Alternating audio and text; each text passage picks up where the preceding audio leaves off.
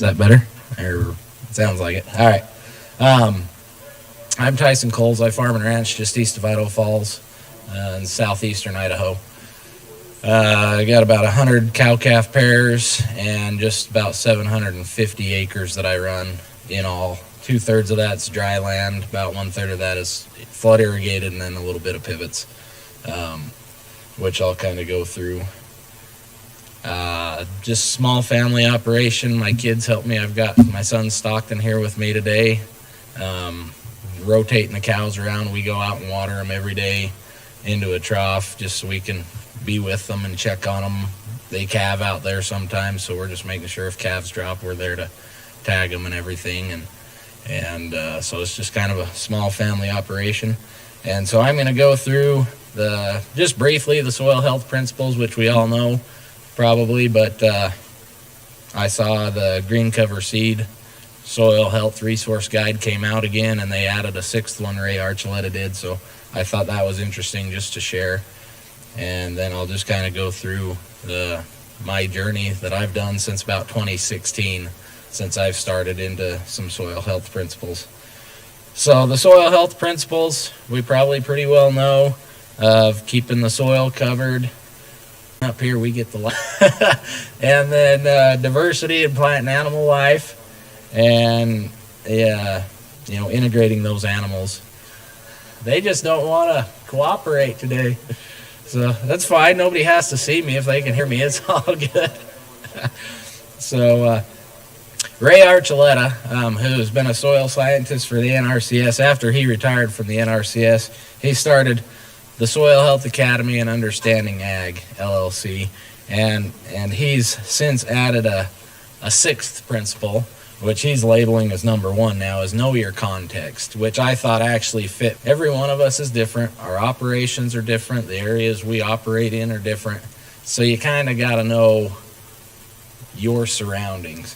And he says context helps us to understand our ecological, economical, community, and spiritual situations. So all of those things do come into play on our own personal soil health journey, how we try to implement the practices, in what order, and so I thought that actually did fit very well with the soil health principles. So I started out in 2016. I had been working full-time at John Deere as a GPS specialist, helping my dad part-time, and he finally was ready to retire and sell the farm, part of it to me and part to my oldest brother. And 2014 he did that. And so 2014 was my first full year with the reins in my hands. And by 2016, I was tired of my fertilizer bill. And so I was thinking, what can I do to try and reduce this fertilizer bill? And just talked to the guys at the NRCS, and they told me about cover crops. Initially, I was kind of hesitant because the only program I really knew about was the CRP program from the FSA. And that's pretty well hands-off. You plant it, and that's about all you can do. But he said, no, you can graze your cows on it and all that. And so then I got intrigued. I said, well, that's good. I've got cattle. They need to eat. And fixing nitrogen, the legumes, throwing them in there, that wasn't a bad thing. That addresses me wanting to get rid of the fertilizer bill and keeping a living root in the soil. If that starts to regenerate my soil, I'm doing it for these guys, essentially. I want them to be able to continue farming if they want to, like I wanted to. So that's where we got started. The NRCS kind of put together a seed mixture for me, and they did a good job from what I could see. They did a good mixture of legumes, brassicas, grasses, and broadleaves. And I think this first one, 15 way or something that way, it was a pretty diverse mix. Not really knowing anything about, so at this point I was just saying, okay, whatever you guys say is good with me. So in 2016 and 2017, I continued on after that on some of the dry land. This is on irrigated primarily. That I'd cut my grain, and then I'd try to get all the grain cut and then come back and try to start planting. It's just pretty well me running the equipment. My kids aren't old enough to do it yet. So I found that if I didn't get it in before the end of August, I didn't get much growth. If I was pushed in the first week in September up in our climate, I'd get maybe a couple inches growth out of it. It didn't really benefit my cows at all. There was nothing to go graze. So those first couple of years, I kind of found out, okay, well, I got to get it in early. So if I get a breakdown on the combine, I have to wait on parts. Sometimes it worked out, sometimes it didn't. So I then switched and got looking at it. I put in 2 small pivots behind the house on 70 acres. They're 2 small 3-tower pivots at about 35 acres apiece. And so I was thinking, okay, well, cattle's still all right. We've got some cows, not enough to really support everything. But I penciled it out, and it looked like I could make more off of cattle than I could off of wheat or barley. So I talked to the NRCS, figured out, okay, well, how many do you think I can handle? And we kind of worked out. In that first year in 2018, I ended up buying a bunch of yearling heifers. I figured I could rotate heifers. Bred heifer market was pretty good, and I figured I could just rotate them around with the cattle herd and breed the heifers and have the heifers to sell. And so that's kind of what I done. And starting off into this, I had taken soil samples initially when I got started with the NRCS looking at it, and found that according to a Haney test, I'd been to this point, we didn't moldboard much, but we still disc and chisel plow and just conventional stuff that way. My organic matter was about 2.1, just about 2%. And then my soil health score, according to the Haney test, was about 4.5, which I don't know. And still to this day, I don't know how to read a Haney test very well. I just have heard that their soil health calculation is kind of based off of areas. Mine's going to be different than somebody else, this climate or whatever in St. George or, Jimmy's area. But I did notice from 2016 to 2018, doing fall seeded cover crops, my organic matter raised just a little bit, and my soil health score raised a little bit. And these should be pretty accurate because I GPSed my pinpoints of where I took my soil samples, so I went back to the same spot and took the soil samples from the same spot, both on the north pivot and then the south pivot. The south pivot was a little better off than the north pivot initially, because the half that I took it in just came out of alfalfa the previous year. So I could tell the difference that alfalfa had done something for my soil versus just my wheat and barley on the north pivot, just the way the rotation worked out at that time. You need me to speak into the microphone better? Oh, it's the resolution on the projector, the lights. He was trying to do the lights earlier, but they just wanted to shut all the way off. So, and it's probably harder to read just the way it is. So it was on the south pivot. I was too. Well, they're either all the way on or all the way off.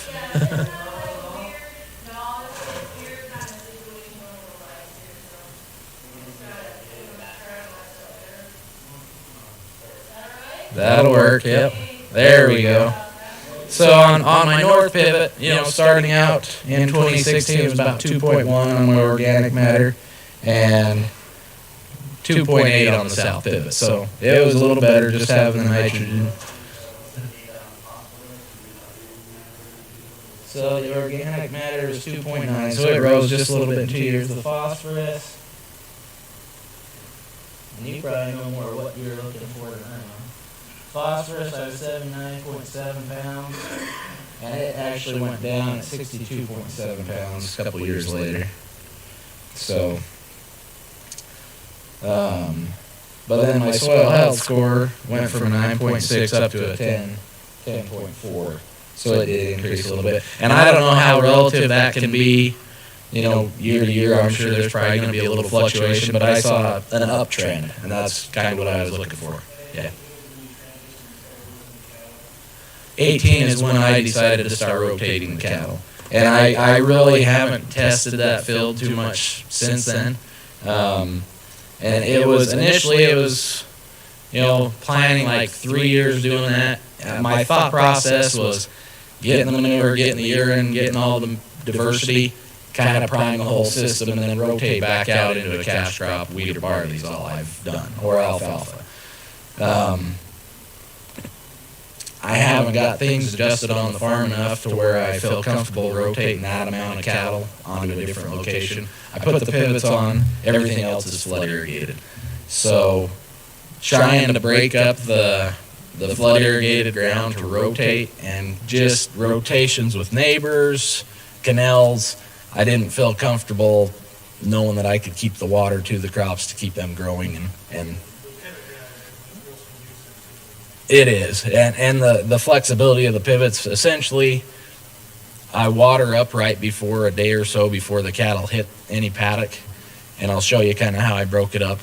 And then I pretty well swing it around and I water right after they leave. So it's real convenient that way, that I can just keep the moisture there, let the plants do their thing. And this green cover resource guide, I mentioned the 8th edition that's out now. This was the 4th edition that I was working off of. I pretty well, starting off, I pretty well went with green cover seed because the amount of information that they had available on their website, great information that I could read up myself. I didn't have to talk to anybody. I could just go find what I wanted, what I was looking for. And so I ended up starting off getting my seed through them out of Bladen, Nebraska. And so I kind of mimicked what the NRCS had set up for me, trying to do a diverse mix. I looked through in this resource guide why I liked it. It listed out the crop types and what they were good for, basically. And I was looking for grazing, so I found a lot of good to excellent grazers. Cold tolerance is also a thing to worry about. So I only picked one warm season grass or legume, and I picked 3 cool seasons because we're more a cool season climate. But I didn't want to come back and replant in June or July because I'm going to have electric fences around cattle. And so I kind of talked to the NRCS, and they said there was other guys that had some warm seasons in, and they didn't see any issues with them. They kind of stayed in the soil until it warmed up, and then they came later. So I figured, well, that's fine. And then some grasses. I picked a couple of warm seasons and a couple of cool seasons. And brassicas, turnips, radishes, those are always kind of a given that we end up using. And then broadleaves, plantain, chicory, I threw those both in that first mix of what I was doing. So here's kind of the mix that I put together for 2018 to graze season long. And one thing, Berseem clover, I've used it a little bit, but I've had better luck, I would say, probably with crimson and a little bit of red clover. Berseem probably is fine. I've added it back into other mixes for different things. But sun hemp, the cattle really like. Faba beans, the cattle really like. But Idaho does have some restrictions on cowpeas can't come in. I believe soybeans are on that list. I was told they added faba beans to that list, which I was kind of bummed because I liked using those. The cattle liked them. They were good. They were bigger, and so people had kind of said you might have some issues seeding that with smaller seeds. I never had any issues at all. Everything germinated, came fine. Triticale, that's kind of my base in everything. And that's kind of why, Jimmy was talking. He's in wheat country. I'm in wheat country. Going to rye, that's a big no-no. But triticale's not much difference. I mean, it's a hybrid between rye and wheat anyways. So, but that's kind of my base for grazing. Just, it grows well. It has some tonnage. I found out grazing corn, once they graze it off, it doesn't come back. So, it was about that high when they started grazing it, and that's all it did for me. So I took that back out later on. But collards I really like. The cattle like them, nice big leaves. And radishes and turnips. I was told maybe on the turnips, watch out if it gets cold and froze, cattle can choke on them. I've not had any problem. A lot of times they will have a turnip hanging out of their mouth while they're eating the greens or whatever. It's kind of fun to see. Phacelia I put in there mainly for the bees. That and some flax and safflower, stuff that the cattle aren't really going to eat much of, but it was in there for other purposes, for trying to promote some insect life. And so that's kind of where I started with, and it did pretty well. Here's kind of my layout of my pivots. I pretty well just quartered them. I had just replaced a lot of the discs on my double disc drill. At this point, I'm still conventional, and I ended up just making some spools that I mounted on each of the four corners of my pivots. And they're short enough, it's only a quarter mile. Excuse me, I don't know what it is about hotels, but if I ever stay in a hotel, and if it's the air conditioning unit, I always kind of catch a cold. So I apologize for sniffling a little bit. But I quartered it, and initially in 2018, where numbers 3 and 4 are, that was still alfalfa. I had a half pivot of alfalfa right there. So I only had 6 paddocks, and I've since gone to where that's broke out in cover crops, and I rotate through paddocks. So initially, the plans was to rotate 1 to 2 days. I started out with 2 days in any given paddock. So these are about 35-acre pivots, quartered them, so there's about 8 acres per paddock as I rotate around. So 2 days times the 8, it's 16 days rotation before they ever get back to any given paddock. And I found out with the heifers that first year that worked really well. They always liked me showing up to move. Like Jimmy was talking yesterday a little bit in one of his classes, that when they see you out there, they know they get to go get new fresh food, and they liked it. So there I've got just kind of the wire spool on the side of the pivot, and then I wrap an electric fence wire in a square around it just over top of the water troughs so it doesn't hit. And then as I string out in the 4 quarters, I'll drop the wire that's energized to contact the 2 wires for the perimeter of where they're going. And I started out initially with a fence charger that was in my barn at the yard, but time it ran out a half mile and then connected, and the cows on the top portion of that, I've got a ditch and a road that works through another little pasture that I rotate them all the way back around on.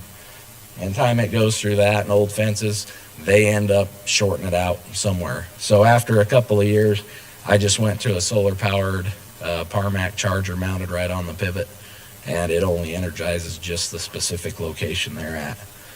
So it's worked really well. And then I started out with the spools. When they move out and the pivot was going down, I'd unhook it, wheel the whole thing back in, and then when I was ready to go, I'd wheel it back out. It wasn't bad. It took a little bit of time, not much, but now I just unhook it, drop the insulator closest to the pivot track, and just let it drive over it, and that's even quicker. So, and the kids can help me do that easy enough. And we've since gotten a utility vehicle that I just drive along it and zip it back in, and it takes like 2 minutes.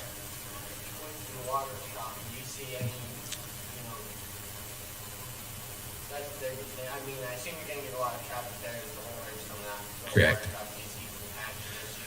There is a little bit there. I always plant through that in the spring, but again, it's pretty small area right around my pivot points.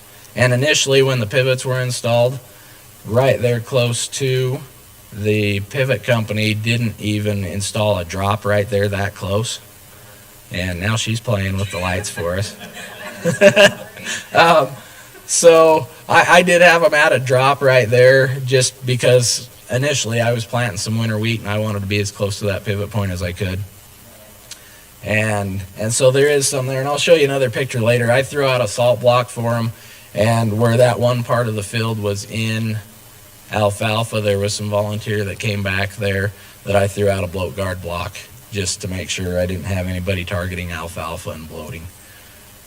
And there's some more pictures. We'll kind of walk through all that. So here's an app that I have on my phone. It's called Livestock. It's a paid subscription. It's $50 a year, but I keep track of my cattle herd on there. When I bought the heifers, I knew there was going to be a lot more, and I didn't want to do it paper and book like we were used to. So I did an app, and I can keep track of every paddock that I have set up, the size, and every animal, and I rotate the cattle through on my app every time that I rotate them. And I wanted to do that to be able to see, how many total days I had in each paddock. And so here's just one of those, and it kind of references here July 12th through the 15th. That's showing 3 days, but that's, whether I moved them in the evening or the morning. And I've since heard that Brick's content's higher is in the afternoon, so moving in the afternoon's better. I just kind of did it based on how everything looked. The app. So this one, it's when I open it up, it lists out that I can go into my animals, or I can go into my pastures, or I can go into events. And I did that because I do not give my calves antibiotics at all unless I'm fighting scours or something. Cows never get any antibiotics. But I can keep track of when I give them an antibiotic, give them a shot, or, if I castrate the steers, or I bangs vaccinate my heifers, get some vaccinations, I can keep track. So they've got a history and a record. It works with EID tags and everything. I don't use that, but you can scan it and it syncs up. But with my pastures, if you're keeping track of the animals and rotating them through the pastures, you can pull up a report like this. It's a little harder to go into. You got to go into each pasture by themselves, but it'll tell you how many days the cattle were on, how many days they were off. And yeah, that one's my manual input as I move the cows. So when I go and open the handle and drop the wire for them to go, that's part of my process of what I do, just so I can keep accurate records. And so I had signed up previously on an aerial imagery subscription. It's since gone to just a free subscription. This was, I think, $200 for the year, and I figured, well, I'd watch it. And so this was the 15th of July 2018, so it referenced back where that southeast corner. So north is on the left-hand side and east is straight up on this picture. And so that references where they were on the 15th, going through grazing that, and then the green half pivot on the right-hand side, that's where the alfalfa still was. And then just going through, that's kind of that's what it looked like from essentially the pivot point. So you can tell there is some compaction. They've kind of knocked down that crop there by the pivot point. And then on the 20th, you can see that I'd rotated through past the alfalfa, working on the north pivot. And then things start to green back up on the south side as it rotates around. So there's the south pivot again, just kind of days on. It told me for that year, 38 days on total, which is 10% use of the pastures, what it's saying. But I don't know what they're pulling that use percentage off of. And there's on the north pivot again, 1 to 2 days. And that's one thing that I'd kind of found, especially since that first year, is you really kind of got to be flexible. Every growing year is different, even though it's under pivots. Temperature's different, crop's going to grow different. So you just kind of got to be a little more adaptable to seeing how things look and not overgrazing too much. And I have had the last couple of years, I have had scenarios where I've probably overgrazed it a little too much, and something I try to push faster around it and just keep them fed. But it was 16 rotation back through on any given paddock.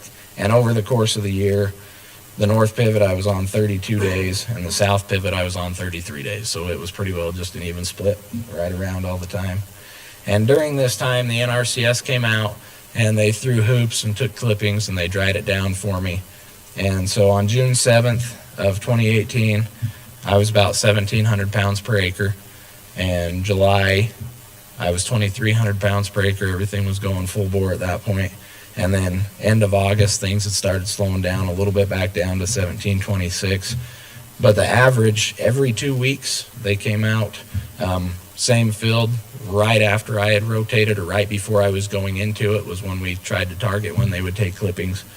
And I averaged about 1,900 pounds per acre every 2 weeks.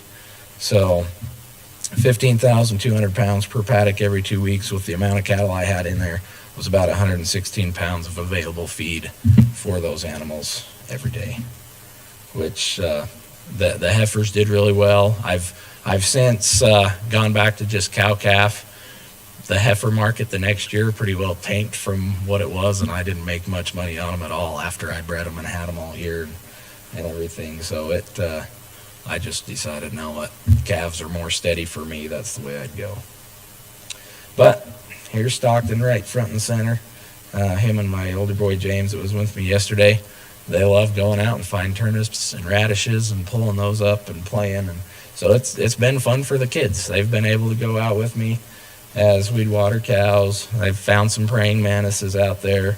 There's been a few snowstorms during the middle of the summer we've gone out in. And so it's just been fun. My dog goes with me quite a bit, and just kind of cycling through. You can see some of these are probably eaten down a little more than what they should have been, but the cattle are always ready to go into a new paddock and do very well. So that one's a little more lush, a little more green. I don't know what Jimmy's rotation is. I know he's got quite a bit more acres. Mine, I've been initially, I did not put any perennials in any of these mixes because it was kind of going to be a short-term deal that I wanted to just come back out. It's since become a longer-term part of the operation. But so I have not sprayed or tilled any of this soil since 2017. It's all been no-till, pretty well heavy cattle integration with urine and manure, no fertilizer on any of it, and it seems to be doing well year to year. I think it does need to have a break from the cattle and stuff a little bit, not so intense, still bring them back in the fall probably, but I haven't got that worked out logistically yet to do that.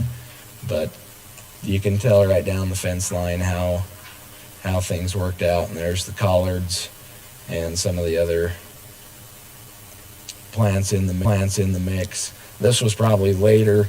Looks like that triticale's come back, and at this point it's going to be probably end of July. It's heading out because it's been chewed off about 3 times at this point, so it's thinking I need to be producing some seed or something, so that's when it's starting to slow down.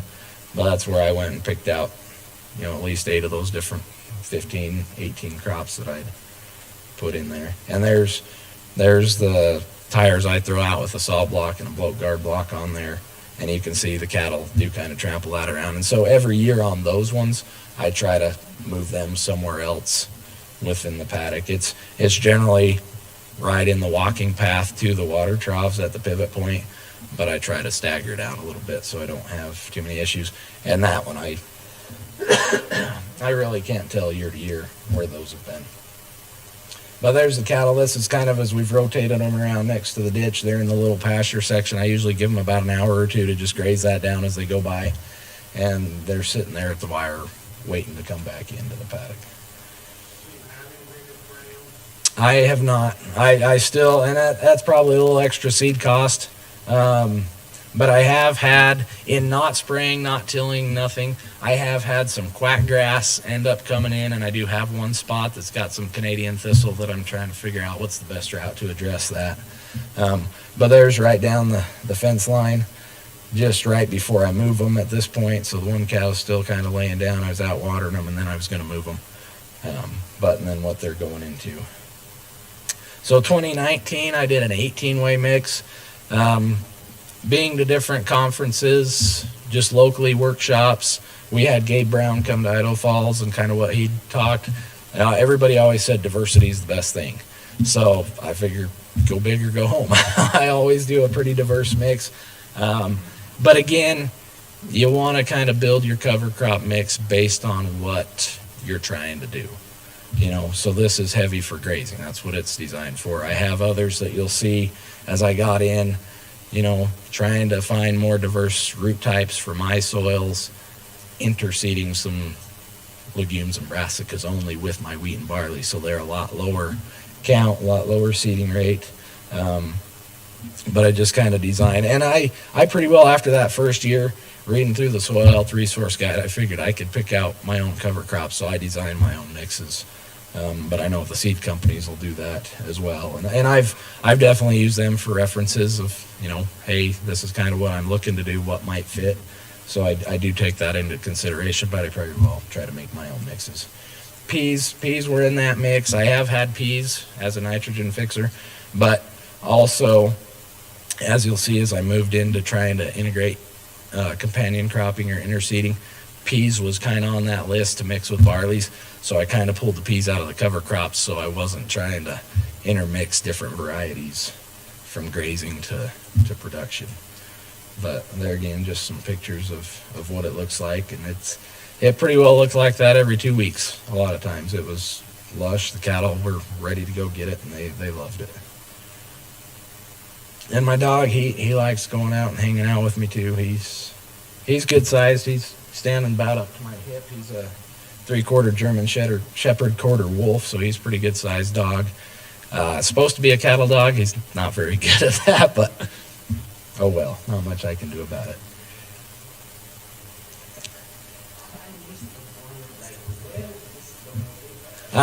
I'm in Idaho Falls, just east of Idaho Falls, Idaho, so southeastern Idaho is where I'm located at.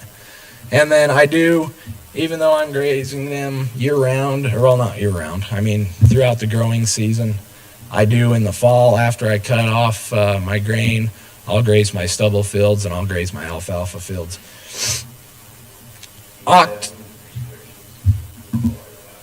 With water, I actually took a job as water master for one of the canal companies, and we cut everybody to 90% on our canal for water, kind of initially.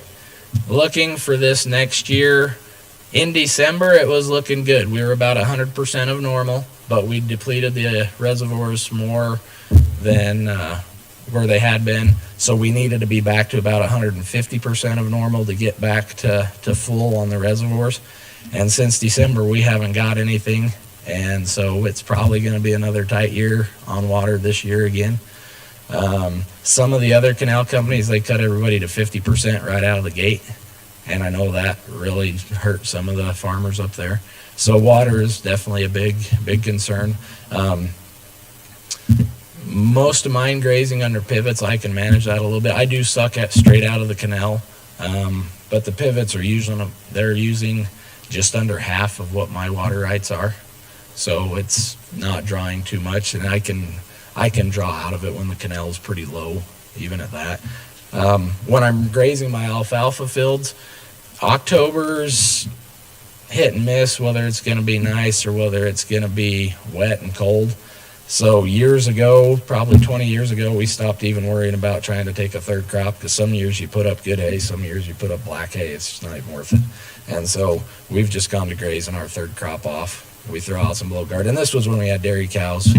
We kind of transitioned from dairy cows to beef cattle in 06, 07. And so I take the troughs, I just load them up in the back of that utility vehicle and drive them down the road. And some of this I can just use a trash pump and pump right out of the canal and fill them. Others, I got a tank that I throw in the back of a bobtail truck that we just drive and water them. So they are rotating out in the fall to other fields, and then they pretty well go back to the pivots. Yes, sir. Your 18 species mix, are you seeing all 18 species in those fields? Or from my experience, we're seeing some species that are not growing because of competition and better species. Yeah. Just curious. Okay. So the species that I'm seeing growing, some of those were very new to me that I wouldn't even know what they looked like. I counted at least 15 different plant types that I could pick out that wasn't a weed, initially. But I could see some that probably weren't there. Excuse me. And I have had that in some of the other mixes where there's probably one or two that I didn't feel, for whatever reason, didn't come through to be real prevalent. I guess I haven't worried about that part of it too much, because I've still got such a different variety that my biomass was there for the cattle that I've had good. But yeah, I have seen some come through, and I don't know whether that's competition or something with being allelopathic, some other seed preventing them from coming or not. I don't know. And that's I guess probably a management thing on my part, that Jimmy said that I just don't know enough about them to know how the interaction's going to be when I put them in there. I just pretty well look at, yep, green cover says it's excellent for grazing, or it's good for grazing, or it's good for the bees or whatever, so throw it in there. So that's I did at this point, I was thinking, okay, well, I've heard keep the manure out in the field, so don't feed them in the yard anymore. I had another neighbor, landlord on one of the other farms, dry farms, that they had a propane company, and had a truck shop. They'd end up replacing trannies and engines in trucks. So they had big 2-inch square tube shelves. And she said, just take all the metal. So I took the metal and built some freestanding feeders out of it. I figured, okay, I'll get the cows out in the field. I'll feed them out there. And good in theory, cow, they'd go around it and they'd eat to their heart's content. But after a while, there's my dad's horse kind of hanging around in there. After a while on those heifers, though, you'd start to get a ring around where that feeder was. Even I'd pick it up and move it. They'd still trample down, and the manure all in back. And flood irrigating, it was just a wreck. So I switched to bell grazing, which Gabe Brown says he sets out all his bells in October. I don't know if he has fences breaking those apart till he's ready to let the cows do them. I take my bells out one day at a time. I take what I want them to have. I go out and dump it in the field, cut the strings, and so I've switched to bell grazing. The biggest issue I've had with that, I have no trees, I have no wind breaks. Some of that cold winter wind comes whipping through there. Cows go to the yard for a little bit. But even if it's cold and windy and nasty, when I take the tractor and the bales of hay out for them in the middle of the winter, they come right back out and they start eating. And for the most part, there we've got, this was a couple years ago, we've got a couple of feet in the yard there, and the cows are still way out in the field, just grazing and enjoying the thing. I do small squares. I do 3x3s. Well, I guess not small squares, mid-sized square bells. So.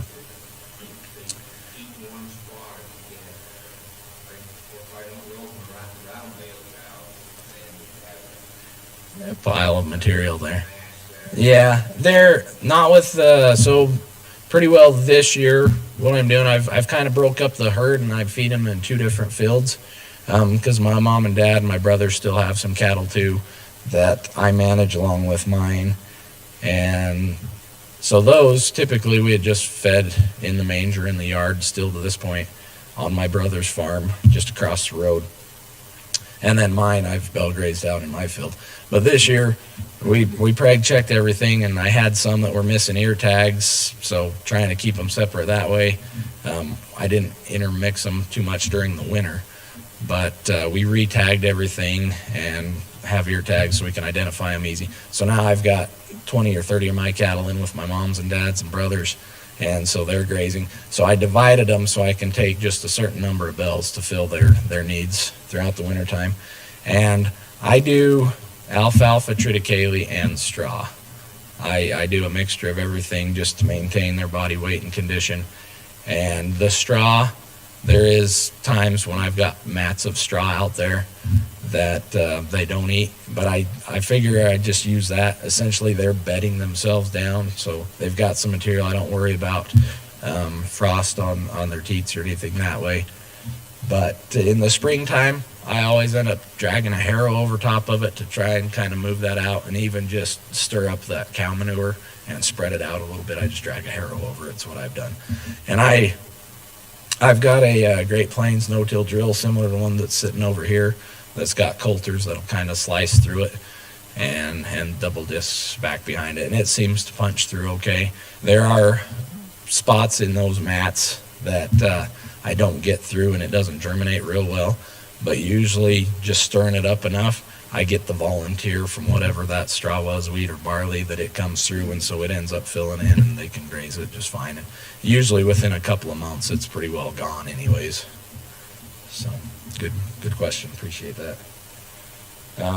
And there they are, just kind of grazing. I try to just cut the strings and fork back into it and move it around so it's spread out a little bit. I don't just leave the whole bell right there intact, mainly because I've had calves get stepped on and lost a calf from getting stepped on out there. So I try to spread them out a little bit to minimize that. No, we've got herd bulls. My mom and dad had bought a bull a few years ago. He's 5 now. Or the people, they had bought some Murray Greys. So mom and dad's herd's kind of a Murray Grey Angus cross with a couple of purebred Murray Greys. And then I've got kind of Angus Limousine cross. And so the people they bought their cattle from, they'd send a cow over and have the bull breed them, and then we'd keep a bull that way. And then I've bought a couple other bulls here and there, but then I usually, like this year, I kept 3 bulls back myself, just out of different good mothers and a couple of the different bulls. And the app kind of helps me keep track of any inbreeding that way as well, just as I'm marking down when I expose the cows to the bulls, and then the calves, when they come out, it keeps track of their genealogy for me. Yeah. Oh, do I buy the hay? Oh, I thought you said bulls. Apologize. I have bought some hay. I've got about 90 acres of alfalfa myself that I put up hay, and I've done about another 30 acres of 3-way mix, 4-way, 5-way mix, mixed forages that I put up for hay. And so I do try to put up enough for my own needs, but I have the last few years I've added cows and I've added hay and triticale. For whatever reason, I still end up a little short, so I have had to buy some this year. Hopefully it's not going to happen anymore. I did buy some from a neighbor going into late fall this last year to try, because first crop I put up great, second crop alfalfa I got rained on, and so I only got about 2/3 tonnage of what I got first crop, so I knew I was going to be short, so I was trying to minimize it. The alfalfa's all unirrigated. I did do 60 acres of dry land, 3-way mix. I did not get very good on that. I brought 1 semi-load home total off that 60 acres, about 40 bales, so not a lot, but the rest I just kind of left and let it be ground cover. So through all this, I was still trying to figure out diversity. So this is kind of the cattle operation, but I've still got the crops. I've got wheat, barley, and alfalfa. Trying to figure out how to diversify that crop type. How are we doing on time? I don't know where we're at. About 15 minutes, okay. So I've looked at, I think one of these next slides, I looked at how can I diversify my crop rotation. There's another mill or elevator in Idaho Falls that they do quinoa and buckwheat that I've talked to them. They're trying to get going on the buckwheat side. They were ordering equipment out of Asia right as COVID started shutting everything down, so then it kind of backed up. And quinoa, they want organic acres, and I'm not organic. A little farther south in the American Falls area, there's an oil seed company that does mustard and flax and stuff that I looked into, but my trucks are older and driving another hour is a little harder, that I didn't do anything there. Corn, I thought of. I wasn't sure. I haven't put up any silage. I've talked to a bunch of guys that said once you start putting up silage, you'll never go back. But then I was thinking, well, just grazing it. I think, Cameron, you graze corn quite a bit. So I've kind of looked at things that way, grazing, and I tried a little bit of that this last year, but being the water master on the canal company, took a little more time this last year being tight on water than what I was expecting. My crops got in late, so it didn't fare as well on that side of it. But I am, for 2022, I am adding flax. I did commit to a contract with the oil seed company in American Falls that I'll be putting on some flax, and I'll tell you why here in just a little bit, why I'm doing flax. But that's kind of been the big thing, is what can I do to diversify just my wheat, barley, alfalfa, because that's not much for diversity. So on the right hand side, that's the mixture of peas and barleys that I intercropped here a couple years ago. The pea seed was stuff that somebody else had and returned to the elevator, so it was already pre-treated. I use, on my dry land, it's wide open. There's no fencing anywhere. We do have some hillsides and river bottom that's got good perimeter fencing that we graze, but the rest of the cropland I don't graze just because it's dry. And I tried last year putting in an electric fence to graze some of that 5-way mix that didn't fare very well. There wasn't enough moisture in the soil. After I got it in, good hot Parmac that I use around the pivots, I grabbed it and held on to it, and it didn't touch me at all. It didn't zap me. If I really clamped down and dug my foot in the dirt to find some moisture, I'd get a little nip, but I wasn't going to trust my cows to stay put, so I didn't even graze that. And so I got a micro product that I put down with my fertilizer to try and, to try and mimic a little bit on my dry land what I'm doing on my irrigated. And so the peas and barley, by trying to have the micro product, they don't want any insecticides or anything that way because it just kills the microbes. So it kind of came already pre-treated, and so that's what it was, mixed in the drill. I did a 2/3 seeding rate of what my normal seeding rate would be and put that down, and it fared fine. I harvested it together. Peas were fine. The biggest issue I had with doing that is I didn't have a way to sort it myself, so my grain elevator, they did sort it for me, but they only did it one time. They took the barley out of it, and the peas got left with everything else, which really wasn't marketable. I took it home, and I'm throwing it to chickens and stuff, which I found out the chickens really don't want the peas either. But we have had some pigs, just around. We don't have any right now. I'm sure pigs would clean it up just fine. And then the picture on the left, this last year, I have since kind of gone to getting, since 2020 with things shutting down, I was concerned about freight and getting my seed from Nebraska from green cover. So I got it from AgriSource in Burley, where I could drive easy enough and pick up my own cover crop seed if I needed to. And so I started, I put together a mix that I'll show you here in a second that I just metered in. I bought a funnel from Cal Ranch and put a little ball valve on it and a 5-gallon bucket upside down in it that I dumped my seed in, and I'd metered my cover crop with my barley. I keep my own seed, and when I was augering it in the drill, I'd just let the auger mix it for me. And so I did in 2021. Excuse me. I did a haying mix, just of forage peas, berseem clover, triticale oats, and beardless barley. That was a 5-way mix. I was trying to get away from, just a monoculture type crop. And the plan was, after I take that off, plant a warm season mix with millets and corn and grow that up and graze. And the nature of the irrigation year last year, and my own timing of being strapped because of the Watermaster job and doing all my own planting, just being one man, I got those crops in late, and I got a little bit off of them grazing, but they didn't get nice and tall like Jimmy's or like what Camerons probably do. And then, so that was the haying mix, and then the grazing mix that I put in, some teff grass and pearl millet, and faba beans kind of squeaked back in there. And then turnips and everything were in there. I did put some sunflowers back in. I'd had them in that first mix the NRCS did for me, but I had pulled them out. I put them back in just for another root, deep tap root. And then my summer grazing mix that I did on my pivots, and my interseeding mix was crimson clover, red clover, ladino clover, turnips, and radishes. I did a graza radish, so hopefully it wouldn't bolt. I talked to Marlon Winger before I did this, bouncing it off of him if he thought it would work. Doing the turnips and radishes for kind of a taproot to help. And he said, yeah, I think it's a great idea. And so he kind of helped me figure out kind of my seeding rate to not have too many seeds per acre, especially on the dry land.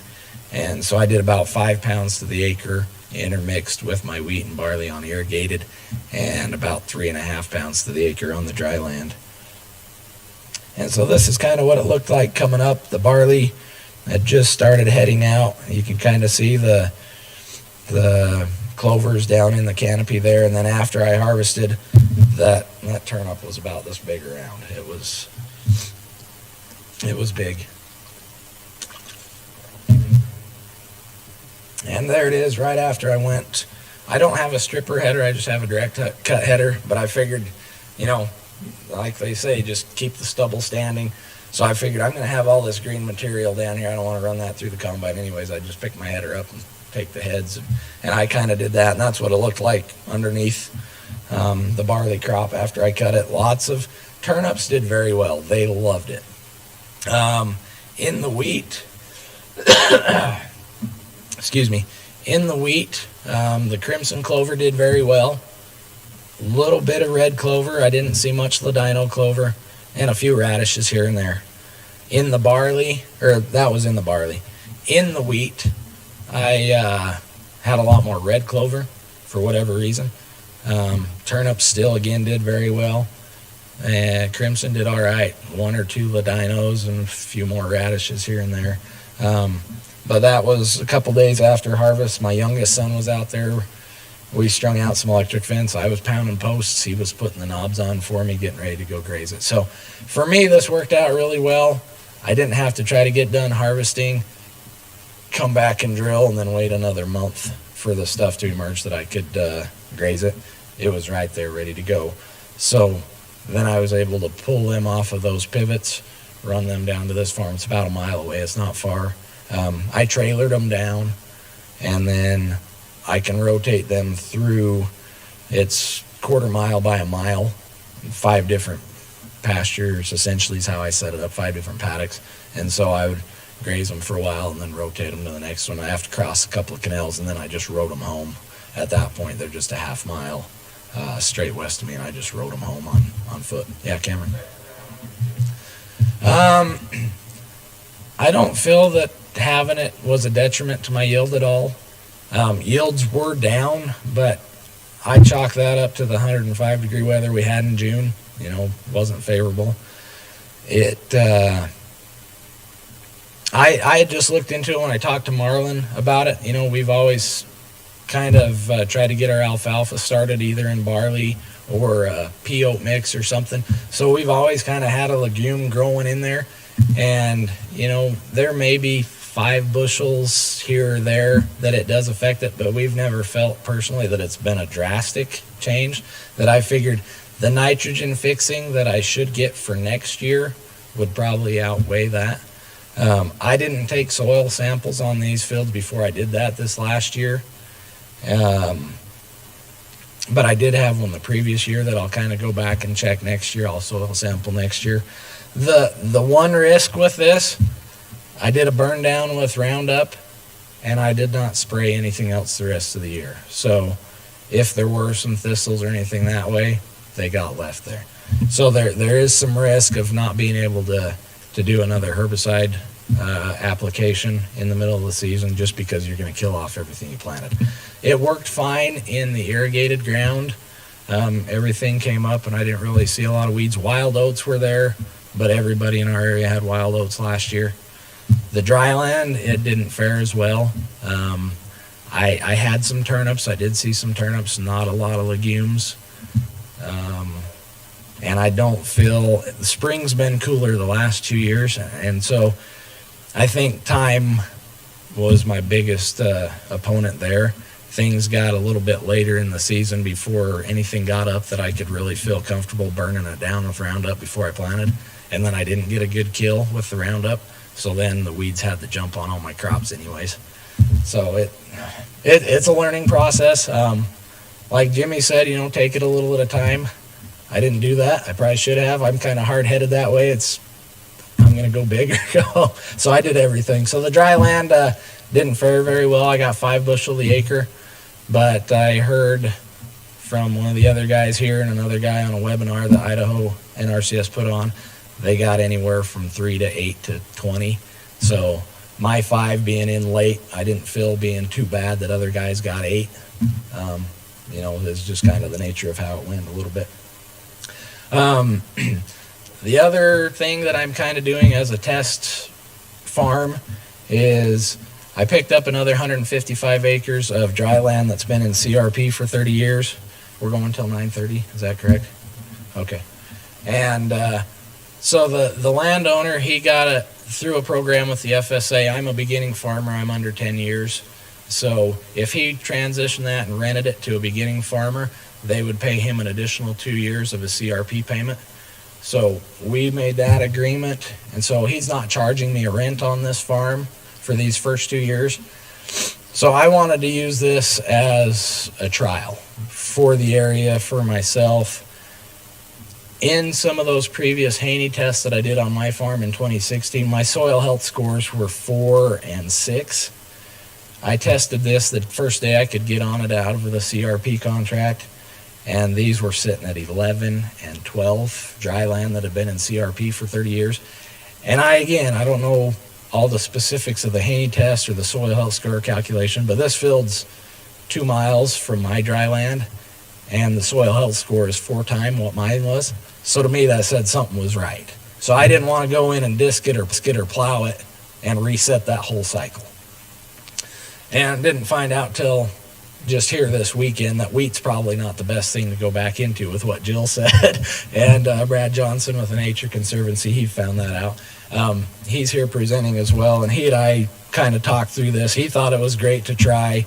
He let me borrow a roller crimper that they had, some of the areas that were more of a bunch grass. We were going to try to roll that down to smooth it out so it wasn't so rough. This was probably the cleanest CRP field I had ever seen. Didn't have a whole lot of sagebrush in it. There is a hill ridge line that has sagebrush. I just left it alone. I figured I'd address it later. So here I'm roller crimping down the bunch grass in it. This is, I think 1 or 2 days after we sprayed it. It was pretty quick after we sprayed it with Roundup. It smoothed it off fairly well. We got a decent kill, but I didn't get it planted till a couple of days later, or a couple of weeks later. And it was pretty warm and lower moisture throughout the whole rest of the year. We didn't get any moisture. So the wheat and barley crop I planted 2/3 of it in wheat, which probably didn't do anything because it was wheat following CRP, according to Jill. The barley didn't fare very well either. I took a little bit off of it for seed because it was good, clean field that I kept back. Other than that, I really didn't get anything off of this farm this year. But it was, again, a trial to see. There was guys up in the Palouse country of Washington that have broke out CRP without tillage, and I didn't want to reset that cycle. This field this year, just because I couldn't do anything after I planted the wheat or barley, I'm putting this field in flax. So this is where the flax contract comes in. They want me to burn it down with Roundup again before plant, but even if I have some issues with grass afterwards, flax being a legume, I can come back in and kill out the grass. So it gives me a little more flexible situation and a backup that I can try and get something. And then after the flax, I can go back into a winter wheat or something that way. So there's me, no tilling in, there's my drill. And I'm about out of time, but we tried adding some chickens to rotate around behind the cows. We had an old 2-place trailer. That's kind of gone down. I didn't have a guard dog for him or anything. My cattle dog doesn't want to go hang out with the chickens. We got a young pup, but she was a little too young. And then during the course of the winter, she jumped out of the back of the pickup while I was moving, because that's what my male dog, the wolf dog, does all the time. She broke her femur, so I ended up just putting her down. So it kind of didn't work out the way I wanted to.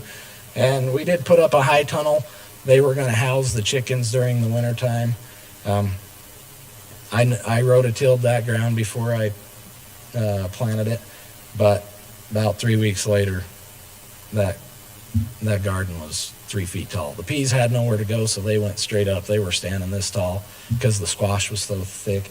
And I had put down cover crop the previous fall just to throw something in there before I put the chickens in. And when I rototilled that in, it all came. I had turnips and radishes and collards and everything else. And found out I'd been doing daikon radishes in the cover crop mixes for 5-6 years, never tried them. My son tried it and said, "Hey, I love these things." So he ate daikon radishes all winter this year. And then transitioned from no-till. I'd had a John Deere pull-type air seeder with a field cultivator and double disc. And that had moved that I just disced in the fall, and then I'd come and plant in the spring versus disking and chisel plowing. And I wanted to try and improve on that, so I picked up this Great Plains drill at an auction and ended up mounting some tanks on it so I could put liquid fertilizer on. And I'm kind of in that process. So this will be the 3rd year that I'm going in no-till. And here's kind of just a list of resources that I've used. I'm out of time, so I'll kind of wrap it up. Green Cover Seed, AgriSource, Grim Growers and Blackfoot's local, close to us. I don't know you guys probably have some sort of a seed dealer local and close to you guys. And literature, again, pretty well all those. Gabe Brown's book, I read it after he came to Idaho Falls. Cover crop strategies, the extensions, they've usually got some good stuff on their websites, and podcasts and webinars, YouTube channels. I found that University of Utah's got some good stuff on their YouTube channel. Green Cover's got a lot that I've used. No-Till Farmers podcasts and YouTube channel. And I took an intro to holistic management course online, and just local conservation districts is really all I've done in person. I haven't done a whole lot, but other local farmers and ranches, Cameron and I have talked a few times, being in Soda Springs, some of the guys he works with, other guys around Idaho Falls, Ryder area, just the local networking, other guys in your area. It's going to be the same growing season, probably the same crops. What have you tried? What have I tried? So anyways, I appreciate your time. Does anybody have any questions? I should have wrapped this up 10 minutes ago for questions. So your journey now, you are fully in so far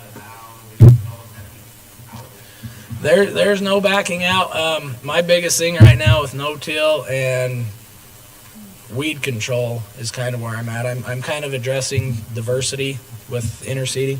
Weed control is where I'm at. I have seen more weeds coming in. Haven't felt I've gotten much of a burn down with my Roundup the last 2 years. Cooler springs. So I did, being a recovering tillage addict myself, I did on part of the irrigated.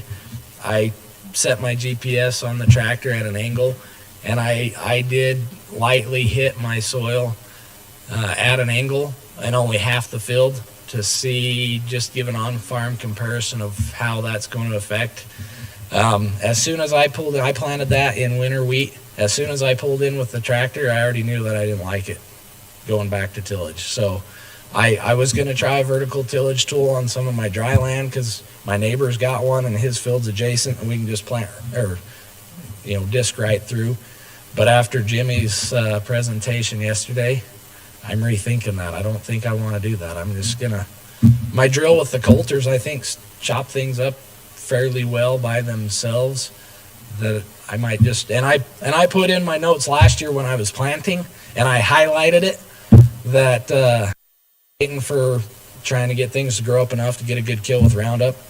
Just get in there and get it done when the weeds are this tall, and my drill will take care of them. So at this point, I'm pretty well committed to it that I'm going to keep moving. I don't know what the turnout's going to be, but I know all the research that's been done on no-till and cover crops, and there's data to back that it works. I'm going that route for these guys, so that's where I'm at. Yeah.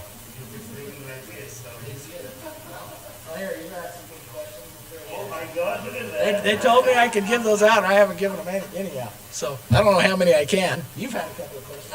Oh, I'm good. I got like yesterday. Question I have, all these things, are working great. I'm just curious on your financial side of it, what did you see, how is that working for you? Do you feel like, you're not putting as much fertilizer out, or you got less expense, but you feel like you're staying ahead on the... I'm staying about par where I was, and that was kind of the microbes as well that I started using. They recommend cutting your fertilizer rate in half the first year, and so I penciled that out. Whether I did it or not, that bill was going to be the same. So it's pretty well stayed on par. The one big kicker this last year was, as far as the total expenses and where the financials are, going to this interseeding mix. My fall seeded cover crop seed bill throughout the course of that year, the way it was doing it with the cattle and everything, it was like $14,000 a year. With this interseeded mix of 5 varieties and a lower rate, it was like $3,500. And at that point, my cover crop to graze was already established and ready to go as soon as I got done harvesting. So the interseeding and everything that way. I think that's impacted quite a bit the last year, that I feel that I'm going to continue on with that and just try to interseed it more with the crops as much as I can rather than do fall. And on the dry land, the previous 2 years was either cold and wet or it was hot and dry and nothing germinated. Yeah. So, and that's what I expect. The dry land will do better, on a typical year. If I get it in more timely and then we have, 1 or 2 rainstorms to help it out, just average year, I bet it'll be a lot better. So, thank you.